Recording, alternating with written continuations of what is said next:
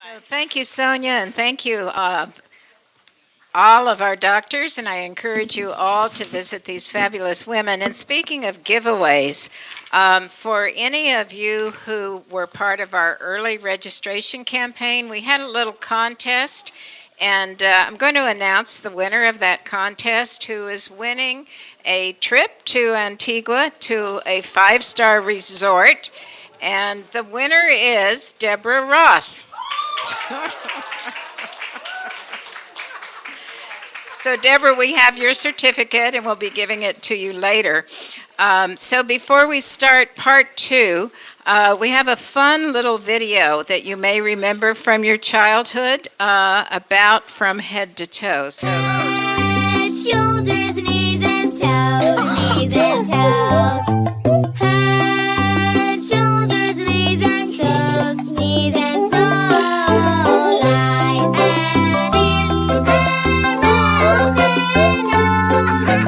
Head, shoulders, knees and toes, knees and toes. I hope that gave you a little smile. So I wanted to introduce our next sponsor, Brett Cotter.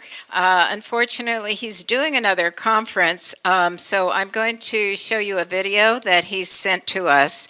And Brett is an exceptional man who, for over 20 years, has helped thousands of people recover from emotional pain and traumatic memories.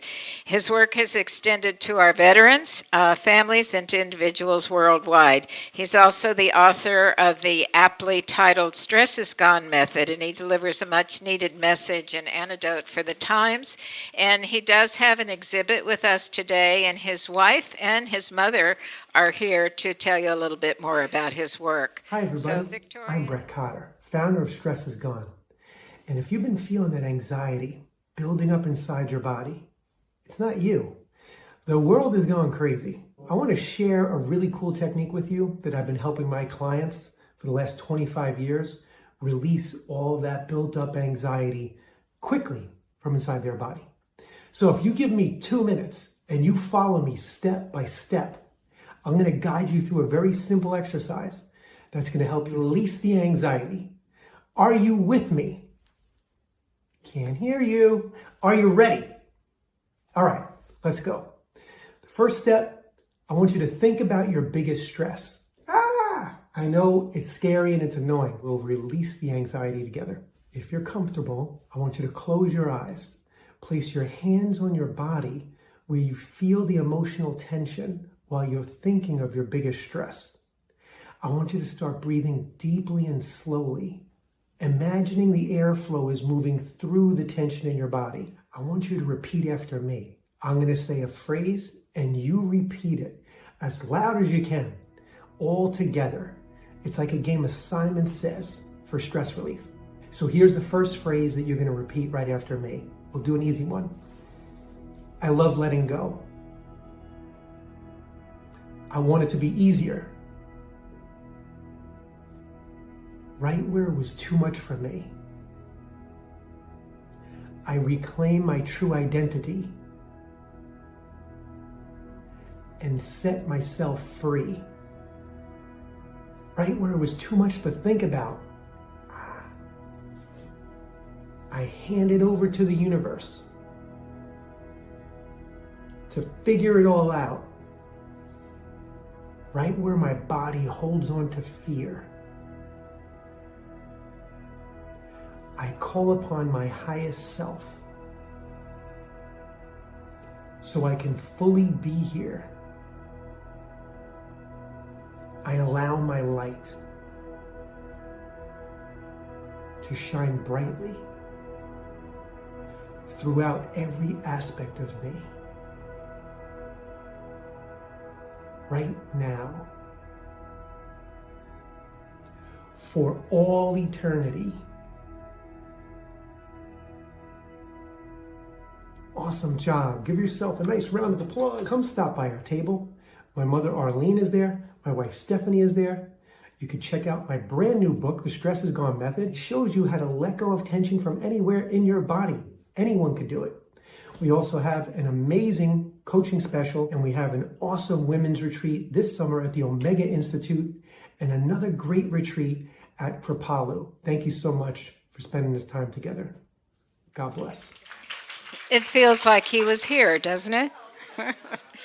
All right, so it's now my great pleasure to introduce the moderator for part 2 of From Head to Toe, Dr. Risa Ryser. Risa is a clinical psychologist,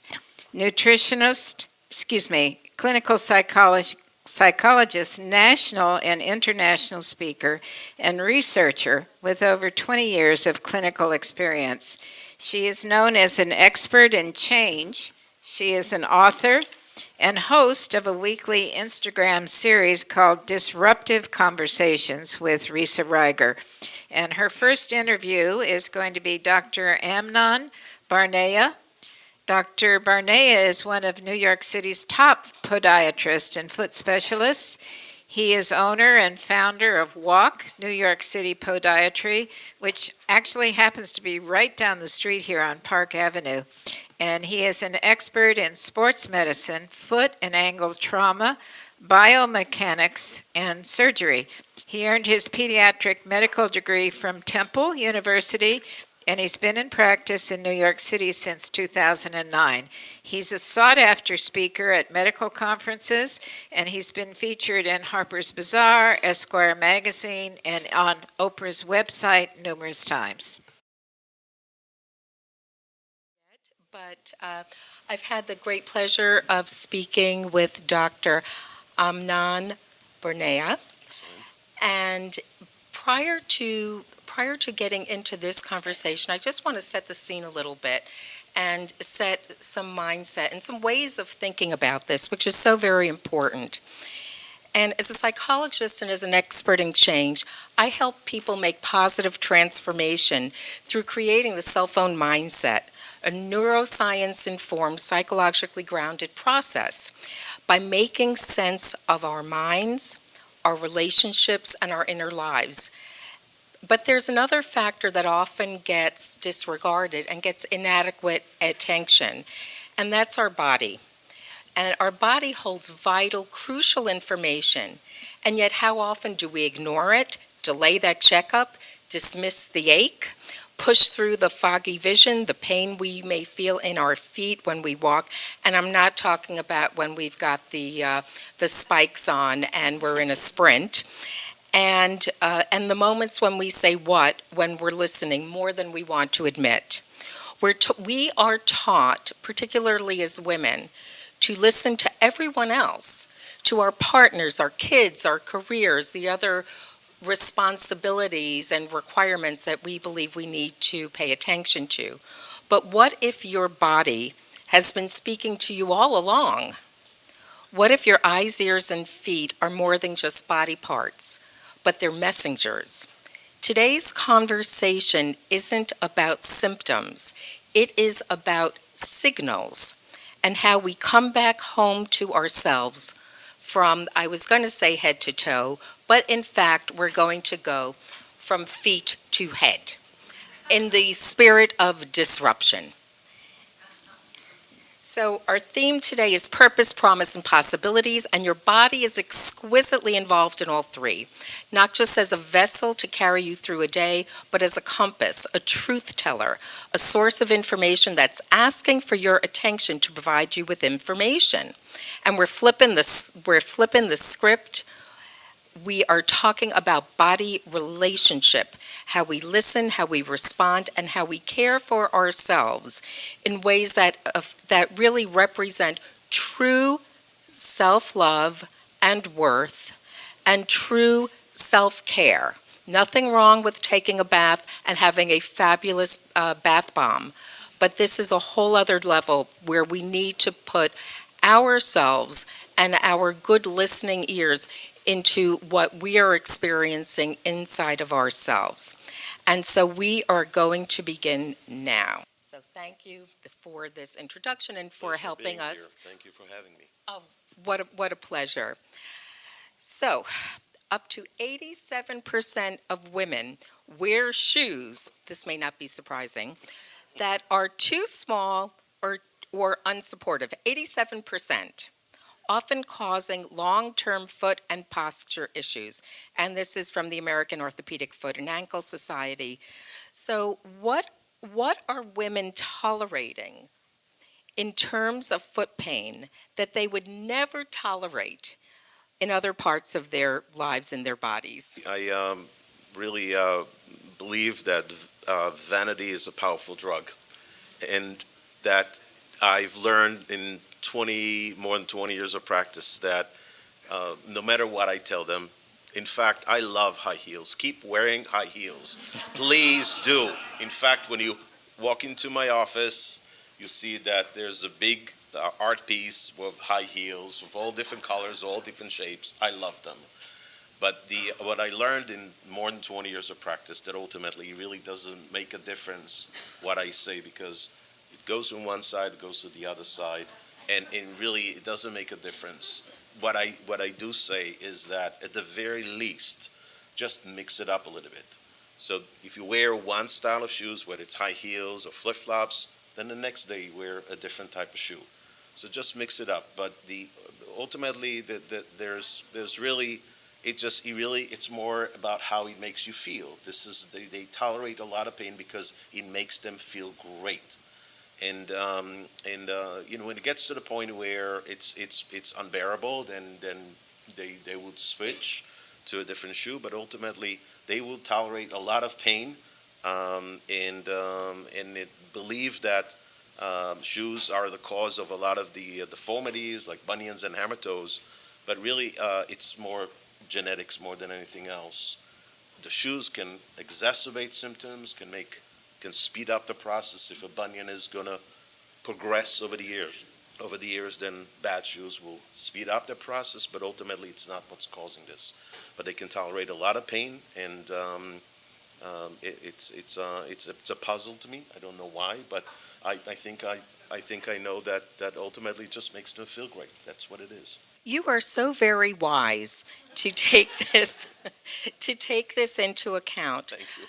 Because as a doctor, as a podiatrist, and we're going to talk about grounding in a moment, that if you start by telling someone that the first thing you need to do, unless it's absolutely, you're going to die if you don't, and even then people don't really abide by it necessarily, that you're so wise to start at a point that's actually doable, that someone can sign on to. And meeting, in terms of your thinking and your approach, and meeting women where they can say yes, and that starts building a relationship. Absolutely.